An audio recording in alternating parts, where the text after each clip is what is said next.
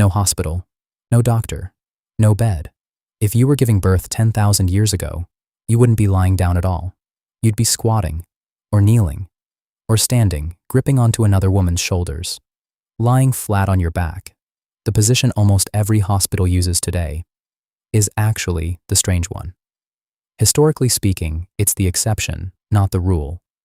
So how did ancient humans actually do this? Midwifery is one of the oldest professions on Earth.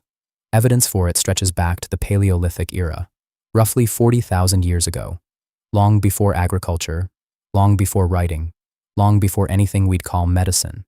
And the position women used, almost everywhere, was vertical. In ancient Egypt, women gave birth squatting, kneeling, or sitting on specially made birthing bricks. Some used a birthing chair with a crescent-shaped hole cut into the seat so the midwife could assist from below. In ancient Rome, the physician Soranus described something strikingly specific.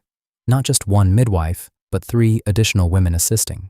2 standing on either side of the birthing chair, 1 behind, holding the mother steady so she wouldn't sway during the pain. In ancient China, medical texts described almost the identical setup. A seated mother, an assistant supporting her ribs, a midwife positioned in front. Egypt, Rome, China. Civilizations with no contact with each other, arriving at the same basic method. Why? Because it actually works better. Gravity helps the baby descend, and being upright can expand the pelvic opening by roughly 30%, shortening labor and reducing the risk of complications. Ancient women didn't have ultrasounds or anesthesia, but through generations of observation, they figured out the physics of their own bodies long before anyone could explain why it worked. And birth wasn't treated as something to hide away, either. It was communal.